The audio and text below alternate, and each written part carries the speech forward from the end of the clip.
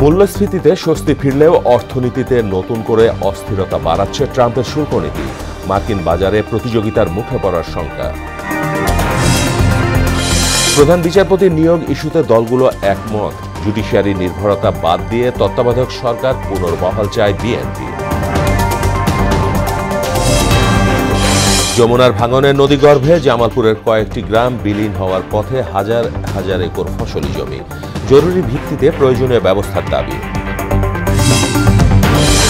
এবং ফেনীতে বন্যার পানি নামার পর স্পষ্ট হচ্ছে ক্ষতচিহ্ন। ভেঙেছে ঘরবাড়ি, শিক্ষা প্রতিষ্ঠান, এবারও কোটি টাকার ক্ষয়ক্ষতি। মনিরুল ইসলামের প্রতিবেদন।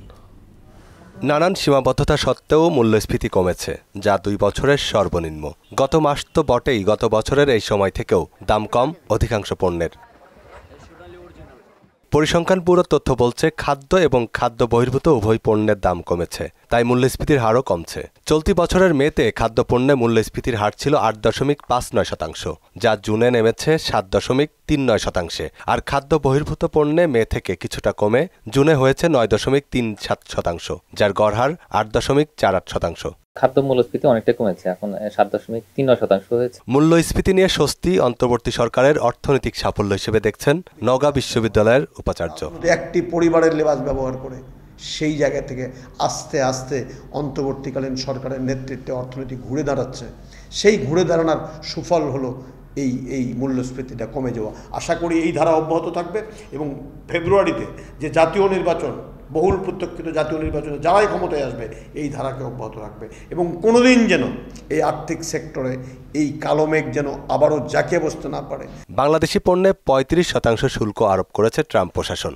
আগস্ট থেকে যা কার্যকর হবে। দেশের রপ্তানি খাতের জন্য সাম্প্রতিক সময়ের সবচেয়ে বড় ধাক্কা হিসেবে দেখা হচ্ছে শুল্ককে। ভিয়েতনাম আমাদের অনেক বড় একটা প্রতিযোগী, তারা কিন্তু শুল্ক হার অর্ধেকের চেয়ে কম করে ফেলেছে। মূল্যস্ফীতির হার নিম্ন মধ্যবিত্তদের জন্য স্বস্তিদায়ক হলেও ট্রাম্পের শুল্ক নীতি অর্থনীতিকে ভোগাবে বলে মনে করছেন অর্থনীতিবিদ মাহফুজ কবির। আমদানিকৃত পণ্যেরও কিন্তু দাম সেভাবে বাড়েনি, তো এই সব মিলিয়ে একটা ভালো প্রভাব পড়েছে মূল্যস্ফীতি কমানোর উপরে। তো এই সরকার যদি এইভাবে ধরে রাখতে পারে তার নীতি, তাহলে সেক্ষেত্রে আমি মনে করি যে মূল্যস্ফীতি আরো কমানো সম্ভব। বিশ্লেষকরা বলছেন, এ ধরনের শুল্ক আরোপের ফলে বাংলাদেশের প্রধান রপ্তানি খাত, বিশেষ করে তৈরি পোশাক শিল্প, মার্কিন বাজারে অবস্থান হারাতে পারে। বাংলাদেশের যে বাজার সেটা হাতছাড়া হওয়ার একটা আশঙ্কা তৈরি হবে।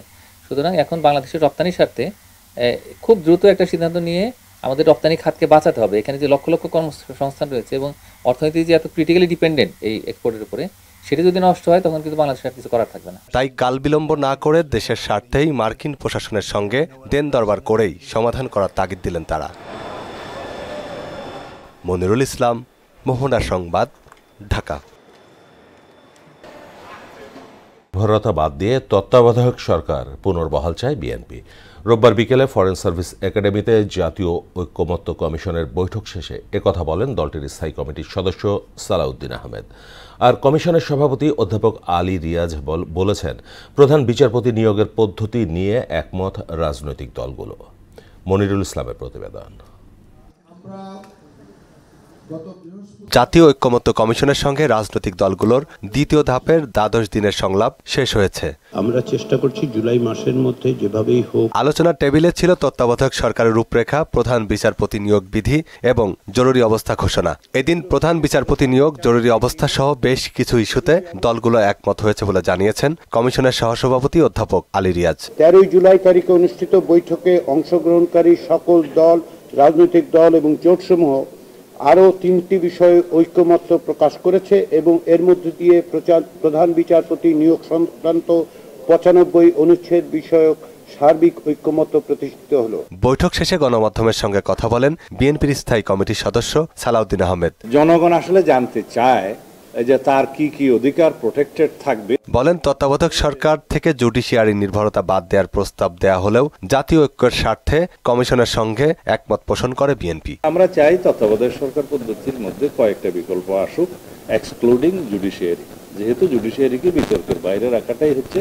সবার উদ্দেশ্য। প্রধান বিচারপতি নিয়োগে জ্যেষ্ঠ 2 জনের মধ্য থেকে নেয়ার প্রস্তাব থাকলেও শেষে ঐক্যমত্যে পৌঁছায় বিএনপি। সিনিয়র মোস্ট 2 জনের মধ্য থেকে যেন রাষ্ট্রপতি চিফ জাস্টিস নিয়োগ করেন, তো সেই ক্ষেত্রে কোন কোন দল আপত্তি জানিয়ে বলেছে এবং কমিশনের প্রস্তাব ছিল যেন সিনিয়র মোস্ট জ্যেষ্ঠতম যিনি হবেন একজন তাকে যেন করা। তো এই বিধানে যেহেতু সবাই একমত হয়েছে, আমরা যেহেতু জাতীয় ঐক্যমত্য সৃষ্টি করতে চাই, এখানে আমরা একমত হয়েছি। তিনটি বিষয় আলোচ্য সূচিতে থাকলেও অমীমাংসিত বিষয়গুলো নিয়েও বৈঠকে আলোচনা হয়। জরুরি অবস্থা ঘোষণা যেন রাজনৈতিক হাতিয়ার হিসাবে ব্যবহৃত না হয়। মনিরুল ইসলাম, মোহনা সংবাদ, ঢাকা। জামালপুরে যমুনা নদী ভাঙনের কবলে পড়েছে সাবধরি ইউনিয়নের কয়েকটি গ্রাম। নদী ভাঙনে মানুষের বসতভিটা ও হাজার হাজার একর ফসলি জমি নদীগর্ভে বিলীন হচ্ছে। নদী ভাঙন রোধে জরুরি ভিত্তিতে প্রয়োজনীয় ব্যবস্থা গ্রহণের দাবি এলাকাবাসীর। এ বিষয়ে আশ্বাস দিয়েছে কর্তৃপক্ষ। ওসমান হারুনির প্রতিবেদন, জানাচ্ছেন সিফাত রহমান জেসি।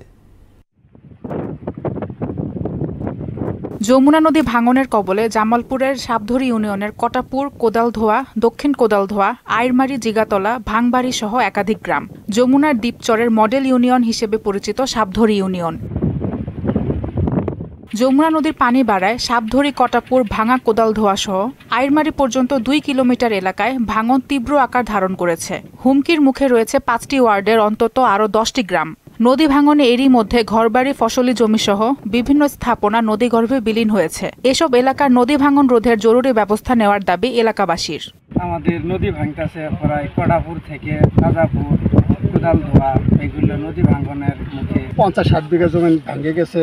এখন যে ফসলগুলো আমরা করছি, পাট কাটা, এগুলো তো ভাঙি চুরে এলামি যাবানেছে। যে অবস্থা নদী ভাঙন শুরু হয়েছে, এই আমাদের অর্থ এলাকাটা খুব ঝুঁকিপূর্ণ। পানি উন্নয়ন বোর্ডের কাছে আবেদন, যত তাড়াতাড়ি সম্ভব আমাদের বিপদ থেকে রক্ষা করার জন্য প্রকল্পের বরাদ্দ পেলেই প্রয়োজনীয় পদক্ষেপ নেওয়া হবে বলে জানান উপজেলা নির্বাহী কর্মকর্তা। প্রায় 2 কিলোমিটার এলাকা জুড়ে ব্যাপক নদী ভাঙন দেখা দিয়েছে। জন্য আমরা একটি দ্রুত সমাধানের জন্য আমরা ঊর্ধ্বতন কর্তৃপক্ষ বরাবর প্রস্তাব প্রেরণ করেছি। যত দ্রুত সম্ভব ঊর্ধ্বতন কর্তৃপক্ষ যদি আমাদেরকে বরাদ্দ প্রদান করে আমরা এই প্রবলেমটি দ্রুত সমাধান করতে পারব।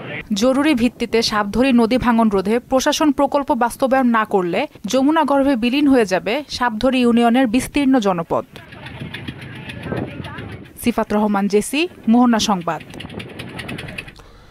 দর্শক, যমুনার নদী ভাঙনের খবর জানাতে এবার সিরাজগঞ্জ থেকে যোগ দিচ্ছেন সহকর্মী সোহেল রানা। সোহেল, যমুনার নদী ভাঙনের সবশেষ কি তথ্য আছে আপনার কাছে জানাবেন?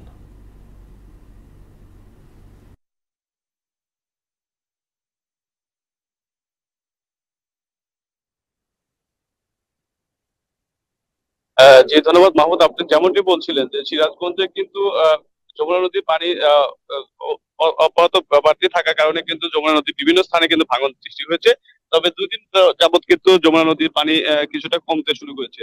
তবে সিরাজগঞ্জের সদর উপজেলা, গাজীপুর, চৌহালি এবং সাজাদপুর এলাকাতে কিন্তু নদী ভাঙনে কিন্তু বিভিন্ন স্থানে কিন্তু ভাঙন দেখা দিয়েছে এবং বিভিন্ন স্থানে কিন্তু এই নদী ভাঙনের কারণে আবাদি ফসল নদীগর্ভে বিলীন হয়েছে এবং বিভিন্ন শিক্ষা প্রতিষ্ঠান, গ্রাম কিন্তু এই নদী ভাঙনের কবলে পড়তে পারে বলে আশা করছে। নদীর তীরে ভাঙনের কারণে বিভিন্ন এলাকায় ফসলি জমি, আবাদি জমি এবং বাড়িঘর, শিক্ষা প্রতিষ্ঠান কিন্তু বিভিন্ন সময়ে কিন্তু এই এলাকাগুলোতে আমরা পরিদর্শন করেছি এবং খোঁজ নিয়েছি। তারা কিন্তু জানিয়েছেন যে কোনো মুহূর্তে এই যমুনায় নদীর ভাঙনের কারণে কিন্তু এই এলাকায় কিন্তু বিলীন হয়ে যেতে পারে এবং শিক্ষা প্রতিষ্ঠানগুলো কিন্তু খুব হুমকির মুখে রয়েছে এবং পানি উন্নয়ন বোর্ড বলছেন যে সিরাজগঞ্জ সদর উপজেলার ভাটপিয়ারি এলাকায় কিন্তু তারা জিও ব্যাগ, জিও টিউব ফেলে কিন্তু ভাঙন রোধের চেষ্টা করছে এবং আমরা এই এলাকায় এসে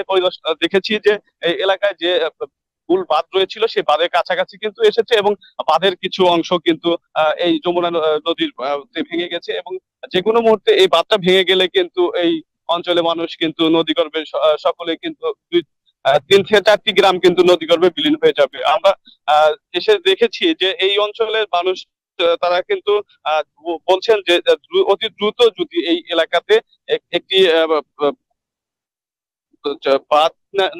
স্থায়ী বাঁধ নির্মাণ না করা হয় তাহলে কিন্তু যে কোনো মুহূর্তে কিন্তু এই নদীগর্ভে তারা কিন্তু বিলীন হয়ে যাবে এবং তারা একদম অর্থাৎ সাগরে পড়ে যাবে। তারা জানিয়েছেন যে একাধিকবার ভাঙনের কারণে কিন্তু তারা এই এলাকাতে এসে রয়েছে। তারা যে কোনো এই এলাকাতে যখন ভেঙে যাবে তারা কিন্তু কোথাও যেতে পারবে না বলে তারা জানিয়েছেন। আমরা পানি উন্নয়ন বোর্ডের সাথে কথা হয়েছে, তারা জানিয়েছেন যে ইতিমধ্যে তারা ভাঙন রোধের তারা চেষ্টা করছে। বিভিন্ন স্থানে যে ভাঙন সৃষ্টি হয়েছে শাহজাদপুর এবং সদর উপজেলায় চৌহালিতে তারা কিন্তু জিও ব্যাগ জিও টিউব ফেলে ভাঙন রোধের চেষ্টা করছে। এই ছিল সিরাজগঞ্জের যমুনা নদীর ভাঙনের সর্বশেষ। মাহমুদ। সোহেল, আপনাকে ধন্যবাদ। ফেনীতে বন্যার পানি নেমে যাওয়ার সঙ্গে সঙ্গে স্পষ্ট হচ্ছে ক্ষয়ক্ষতির চিত্র। জেলার পরশুরাম ও ফুলগাজী দুই উপজেলায় ভেঙেছে নদীর বাঁধ, বাড়িঘর, রাস্তাঘাট সহ শিক্ষা প্রতিষ্ঠান। এতে কয়েক কোটি টাকার ক্ষতির আশঙ্কা করা হচ্ছে। টানা বৃষ্টি আর উজানের পানির স্রোতে বিলীন হয়ে গেছে ঘরবাড়ি। ছোট বড় গর্তের সৃষ্টি হয়ে অনেক সড়ক চলাচলের অনুপযোগী হয়ে পড়েছে। নষ্ট হয়েছে ফসলের জমি। জেলা প্রশাসন জানায় আশ্রয়ণ কেন্দ্র থেকে মানুষ ঘরবাড়িতে ফিরছে। ক্ষতিগ্রস্ত মানুষদের মাঝে শুকনো খাবারের পাশাপাশি চাল বিতরণ করা হয়েছে। পর্যায়ক্রমে পুনর্বাসন করা হবে। যারা ক্ষতিগ্রস্ত হয়েছে বন্যায় তাদের তালিকা নিরূপণ করছি, ক্ষয়ক্ষতি নিরূপণ করছি। তাদেরকে পুনর্বাসনে আমরা সরকারি উদ্যোগে এবং বেসরকারি বিভিন্ন সংস্থার সমন্বয়ে তাদেরকে আমরা পুনর্বাসনের কাজ করব। জাতীয় বিশ্ববিদ্যালয়ের ছাত্র মাহফুজুর রহমানকে হত্যার ঘটনায় 4 জনকে গ্রেপ্তার করেছে র্যাব। রাজধানীর উত্তরায় র্যাবের এক কার্যালয়ে সংবাদ সম্মেলনে এ তথ্য জানান company commander major Mohammad Ahnaf Rasib bin Halim. গ্রেপ্তার ব্যক্তিরা হলেন রাফসানজানি রাহাত, রাশেদুল ইসলাম, কাউসার আহমেদ পলাশ ও রাকিব ইসলাম। র্যাব কর্মকর্তা বলেন, মাহফুজকে হত্যার পর মরদেহ ফেলে রেখে যায় ছিনতাইকারীরা। আবদুল্লাপুর বাস স্ট্যান্ডের পাশে নির্মাণাধীন ভবনে এই ঘটনা ঘটে। তাদের বিরুদ্ধে আগে মাদক মামলাও আছে, বিভিন্ন মারামারির মামলাও আছে, একই সাথে ছিনতাইয়ের মামলাও আছে। তাদের পিসিপিআরে আমরা এসব ঘেটে পেয়ে থাকি। অর্থাৎ একই চক্র বারংবার একই কাজ করতেছে এবং আসামিদেরকে পুলিশ, র্যাব এবং ডিবি বারংবার গ্রেপ্তার করার পরও তারা ছাড়া পেয়ে আসছে, যার কারণে আমাদের একটা সমস্যা হচ্ছে। তো যাই হোক, আইনশৃঙ্খলা বাহিনী হিসেবে আমরা সবসময় অ্যাকশান নিব। তারা যতবারই বের হোক না কেন, যতবারই অপরাধ করে না কেন, আমাদের জালে তারা অবশ্যই ধরা খাবে, এই প্রত্যাশা আমরা ব্যক্ত করছি। এবং একই সাথে আমরা চাচ্ছি যে আমাদেরকে যাতে এ সংক্রান্তে একটু তথ্য দেওয়া হয়। একসময় জুম চাষের জন্য পরিচিতি থাকলেও বর্তমানে খাগড়াছড়ির পাহাড়ে বেড়েছে বিভিন্ন জাতের আম চাষ।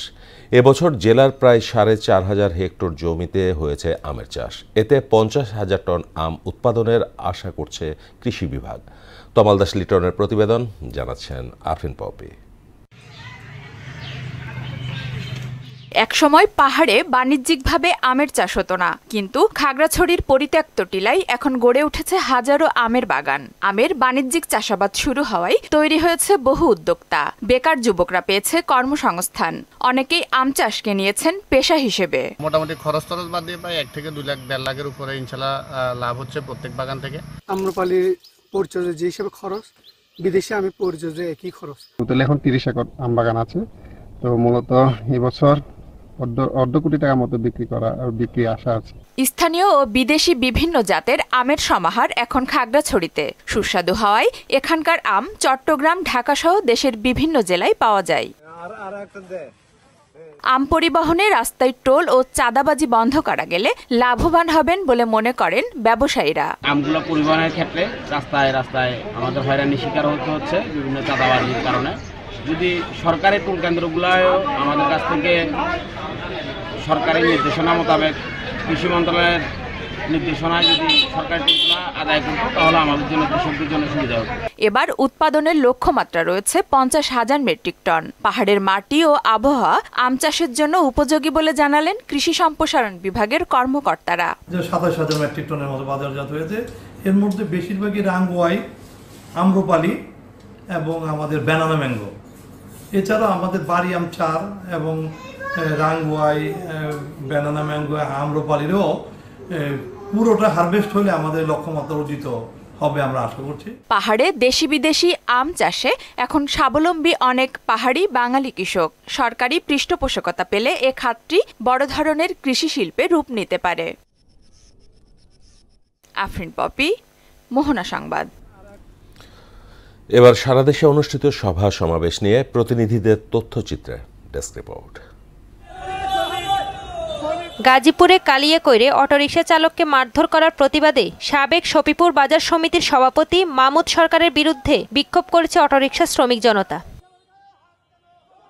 চলাচলে অযোগ্য বরিশাল নগরী পোর্ট রোড সংস্কারের দাবিতে মানববন্ধন অনুষ্ঠিত হয়। পরে ক্ষোভে তারা পোর্ট রোডের রাস্তায় আনারস গাছ রোপণ করেন। নরসিংদী জেলা শিল্পকলা একাডেমির আয়োজনে প্রতি বছরে 5 জন করে বিগত 3 বছরে মোট 15 জন ব্যক্তিকে বিভিন্ন ক্ষেত্রে অবদানের জন্য জেলা শিল্পকলা একাডেমির সম্মাননা পদকে ভূষিত করা হয়। ভোলা নদী বন্দরের সহকারী পরিচালক রিয়াদ হোসেনের পদত্যাগ, চাঁদাবাজি ও স্পিডবোট মালিকদের নামে মিথ্যা মামলা প্রত্যাহারের দাবিতে মানববন্ধন ও বিক্ষোভ সমাবেশ করেছে ভেদুরিয়া ঘাটে স্পিডবোট মালিক ও চালকরা। দেশব্যাপী বিএনপির বিরুদ্ধে ষড়যন্ত্র ও প্রপাগান্ডার বিরুদ্ধে ময়মনসিংহে সমাবেশ ও বিক্ষোভ মিছিল অনুষ্ঠিত হয়েছে। গাইবান্ধা জেলা সাগাটা উপজেলা 3 নং সাগাটা ইউনিয়ন বিএনপির কাউন্সিল স্থগিত ও নির্বাচন কমিশন বিলুপ্তির দাবিতে সাগাটা বাজার পল্টন মোড়ে মানববন্ধন ও বিক্ষোভ মিছিল করা হয়েছে। ছাত্র জনতা গণ অভ্যুত্থান পরবর্তী রাজনীতি, হিংসা ও বিশদ আলোচনায় ঠাকুরগাঁয়ে আন্তঃধর্মীয় সংলাপ ও সম্প্রীতি পালন করা হয়েছে। সিনিয়র সাংবাদিক আক্তার ফারুক শাহিনের বিরুদ্ধে বিএনপির নেত্রী বিলকিস জাহান শিরিন কর্তৃক দায়ের করা মামলাটি প্রত্যাহারের দাবিতে বরিশালে মানববন্ধন কর্মসূচি অনুষ্ঠিত হয়েছে। সারা দেশে সন্ত্রাস, চাঁদাবাজির বিরুদ্ধে সোহাগ সহ নিহতদের স্মরণে রূপগঞ্জে মশাল মিছিল অনুষ্ঠিত হয়েছে। দিনাজপুরে জমকালো আয়োজনে কৃষিযন্ত্র রোটাভেটরের উদ্বোধন করা হয়েছে। এ সময় অতিথিরা কৃষকদের হাতে জমি চাষ যন্ত্র রোটাভেটরের চাবি তুলে দেন। খুলনায় অব্যাহত খুন, সন্ত্রাস ও মাদকের স্বর্গরাজ্যে পরিণত করার প্রতিবাদে বিএনপির প্রতিবাদ সমাবেশ ও মিছিল অনুষ্ঠিত হয়েছে। তাহসিন তারিন, মোহনা সংবাদ। এবার আন্তর্জাতিক প্রসঙ্গ। গাজার মধ্যাঞ্চলে একটি পানির সংগ্রহস্থলে ইসরায়েলি হামলায় কমপক্ষে 10 জন ফিলিস্তিনি নিহত হয়েছেন, যাদের মধ্যে 6 শিশুও রয়েছে। চিকিৎসা ও স্থানীয় সূত্রের বরাতে সংবাদ মাধ্যম আল জাজিরা জানিয়েছে, রোববার গাজা জুড়ে আবাসিক এলাকা এবং বাস্তুচ্যুত শিবির লক্ষ্য করে চালানো ইসরায়েলি হামলায় কমপক্ষে 92 জন ফিলিস্তিনি নিহত হয়েছেন, যার মধ্যে 52 জনই গাজা সিটিতে। এদিকে নুসাইরাত শরণার্থী শিবিরের পানি বিতরণ কেন্দ্রে এ হামলা এমন সময় হলো যখন ইসরায়েলি সেনাবাহিনী গাজার সমগ্র জনগোষ্ঠীকে দক্ষিণের একটি অঞ্চলে চলে যেতে বাধ্য করার প্রস্তুতি নিচ্ছে এবং আক্রমণ তীব্র হচ্ছে। দর্শক, এ পর্যায়ে জানিয়ে দিচ্ছি আজকের সংবাদপত্রের গুরুত্বপূর্ণ শিরোনাম।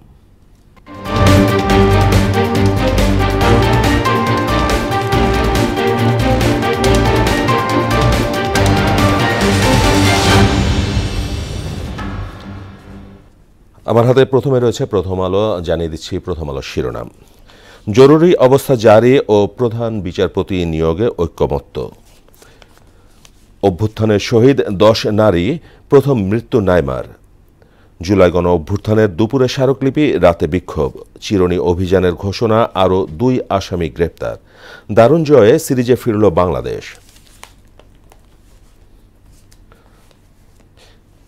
এরপরে রয়েছে দৈনিক ইত্তেফাক। ইত্তেফাকের শিরোনাম, অপ্রতিরোধ্য খুন, চাঁদাবাজি, চিরুনি অভিযান শুরু। জাতীয়তাবাদী শক্তিকে ধ্বংস করার পূর্ব পরিকল্পিত চক্রান্ত চলছে ফখরুল। ভেজাল ওষুধের ছড়াছড়ি। এ মাসে জুলাই সনদ চায় ঐক্যমত্য কমিশন। এরপরে রয়েছে দৈনিক সমকাল। সমকালের শিরোনাম আপনাদের জানিয়ে দিই, অপরাধীর তালিকা করার নির্দেশ। বিএনপিকে রাজি করাতে বিকল্প প্রস্তাব কমিশনের। মিটফোর্ড সোহাগ হত্যা, সারা দেশে বিক্ষোভ। সলিমুল্লাহ মেডিকেলে ইন্টার্নিদের কর্মবিরতি। প্রধান উপদেষ্টা নিয়োগের একাধিক প্রস্তাব বিএনপির। বাংলাদেশ প্রতিদিনের শিরোনাম, ক্রাইম জোন 3 সিটি, সোহাগ হত্যায় সীমান্তে ধরা 2 আসামি। প্রধান নির্বাচন কমিশনার, আইন শৃঙ্খলা চ্যালেঞ্জিং হলেও নির্বাচন সম্ভব। সতর্ক অবস্থানে বিএনপি। এরপর রয়েছে দৈনিক যুগান্তর। জাতীয়তাবাদী শক্তিকে ধ্বংসের চক্রান্ত চলছে, তারেক রহমানকে টার্গেট করে অপপ্রচার, অপশক্তির বিরুদ্ধে সতর্ক বিএনপি। দৈনিক বণিক বার্তা। সারা দেশে একযোগে ডিসি পদায়নের পরিকল্পনা করছে সরকার। সপ্তাহের ব্যবধানে ডলারের দাম কমেছে 2.5 টাকা। ট্রাম্পের শুল্ক নীতি প্রতিযোগী দেশের তুলনায় বাংলাদেশের ওপর ঘোষিত শুল্কাহার এখনও বেশি। দ্য ডেইলি স্টারের শিরোনাম জানিয়ে দিচ্ছে আপনাদের, fresh caretaker models on the table now. US sends list of items seeking zero duty. Government launch combine operation. Polls possible in the state of law and order. দর্শক, এই ছিল সংবাদপত্রের গুরুত্বপূর্ণ শিরোনাম। শেষ করব মোহনা সংবাদ, যাওয়ার আগে শিরোনামগুলো আরও একবার।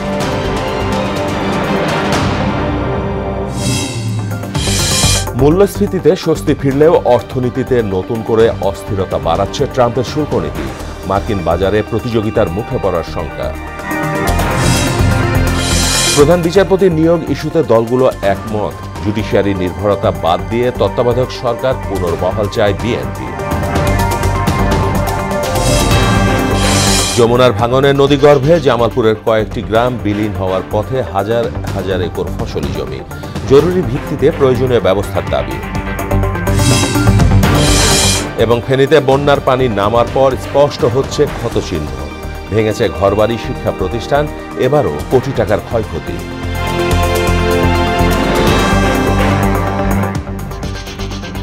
এই ছিল মোহনা সংবাদে। পরবর্তী সংবাদ দুপুর 1টায়। এর আগে সকাল 11টায় দেখবেন সংবাদ এক নজরে। মোহনার সবশেষ খবর জানতে ভিজিট করুন www.mohana.tv। সংবাদ দেখতে পারেন ফেসবুক ও ইউটিউবে। এতক্ষণ সঙ্গে থাকার জন্য সবাই